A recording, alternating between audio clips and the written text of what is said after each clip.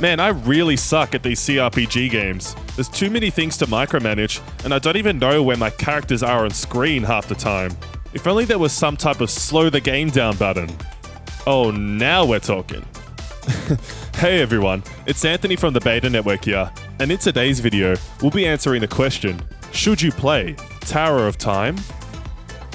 Released all the way back in 2018 on PC, this title had an overwhelmingly positive reception on Steam, but none of the major review sites gave it the time of day that it really deserved. But now that it's available on all home consoles for a new audience, let's delve straight into how this game stands out. First up, in brief, Tower of Time is an isometric dungeon crawler where you advance through the tower's many levels. You'll speak to a bunch of NPCs, meet new party members, complete an assortment of quests, battle the monsters within, beef your characters up, and voila, there you go, that's the game, I'm done. In all seriousness though, the combat is where the bulk of the title resides, and the game's biggest strength is its accessibility factor. There's a total of 5 varying difficulties and catering options like permadeath for members of your party that fall in combat, as well as an interesting feature called RPG Lite. This game mode is well suited for those that may not have the 50 plus hours this game offers to really invest in, or for those who've completed the game and want a more streamlined experience for their second playthrough. It allows you to skip through dialogue and have access to all 7 champions, including the first 4 floors of the tower, from the outset. These alterations, along with a heap of extra gameplay changes that you'll see at the start screen, direct the focus more towards the combat and party building. How is the action, you ask? Well, it essentially involves a party of 4 characters that need to defeat all the enemies in their path, with some mixed up battle scenarios for additional variety. When you encounter an enemy on the map, you'll be transported to an arena with a distinctive stage layout. Occasionally, you may have to rescue a teammate that's been captured behind bars, balancing your focus between liberating them and damaging your opponents that are closing in.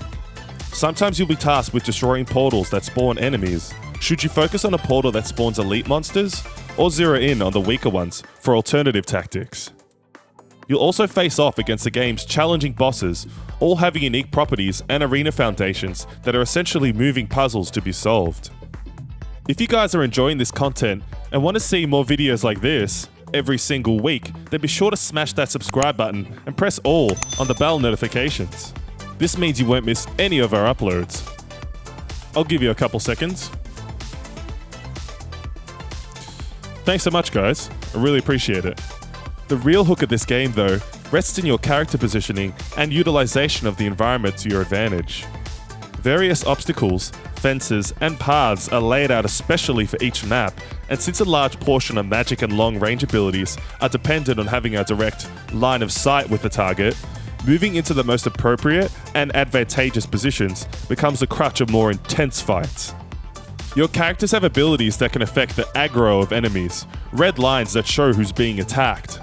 So for instance, Maeve the Archer can teleport away when in danger and remove 100% of her aggro, then reposition herself to continue dealing damage from afar, whilst the damage bearer, Kayn, can dart across the stage, dealing AoE damage, drawing a huge amount of attention away from his comrades. What's really cool about Kayn though, is that one of his abilities allows you to manually draw and construct a temporary wall of boulders to block off paths. This can completely change the tide of battle. You can creatively cordon off paths to separate strong enemies from another, fully immobilize select foes, block lines of sight, buy yourself some extra time to heal, or pretty much attempt anything you can think of to gain the upper hand. This alone makes the game super engaging, just from the wall ability and your character's positioning. Awesome stuff. Bearing the blueprint of a traditional, real-time strategy game, Tower of Time contains those classic RPG character classes of tank, mage, engineer, and so forth, which further highlight that main theme of character positioning and environment. Knowing how each character operates in your party and having an effective balance of roles goes a long way. Controls are tight and responsive and feel just as intuitive as any other major RTS on the market. Controlling 4 characters at once can become a bit overwhelming too, but thankfully there's the inclusion of the aforementioned slow down time button. Similar to Final Fantasy VII Remake, this feature slows the action to a crawl, giving you time to thoughtfully select your attacks. but it doesn't have any restrictions here. You can effectively keep it on for the whole match, allowing you to carefully break down each combat sequence with a chess-like approach. I found it particularly helpful when the screen was full of stimuli. If enemies are casting target circle area magic, you can almost plan 3 steps ahead to escape or counter. It's also easier to fully envelop the opponents in your target circles, something that would be a lot trickier for most players to execute in real time. So be sure to take advantage of this function whenever you can. The enemies have several attributes that need proper time and consideration in battle too. Monsters may drag your ranged attackers into great physical harm, use totems to power themselves up, or drain a character's health from long range, so being aware of your whole party at all times is paramount. The game's developers, Event Horizon, intended for this game to be focused on team tactics and strategy rather than Twitch-based RTS mechanics like League of Legends, leaning the game towards more accessible and strategic elements. As the whole game is set in the Tower of Time, the budget of this game does start to seep through. Forgivable that this game was only made by 10 people, but you'll start to notice a repeating color palette of earth tones and similar architecture, and an unwelcome sense of deja vu.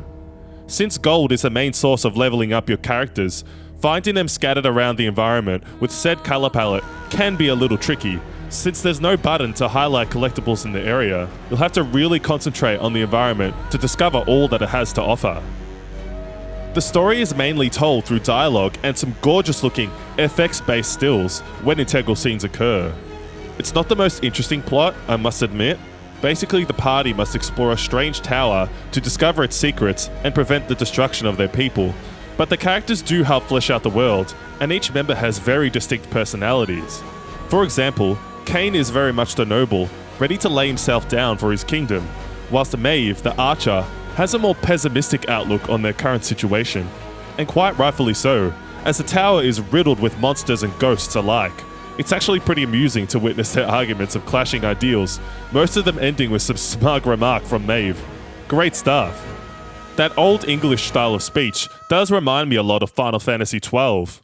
The writing team Square Enix hired for translation received several accolades for their very accurate representation of the linguistic stylings of the medieval era, and the writing's just as strong here. The music does the job too. It's a light, orchestral soundtrack mixed with some electronic synth instruments. There's a lot of dark, moody, minor chord piano strikes with string arpeggios for battles, whilst the exploration music is more down-tempo, seemingly ambient in its approach. The melodies do work with this type of game though, but I honestly can't remember too much of it. That being said, the track The Last Stand stood out for me in its use of a hard-hitting EDM snare on every second beat, mixed with an awesome piano ostinato and trancey atmosphere. Share your feedback of our video in the comments, and be sure to subscribe for more content like this every single week.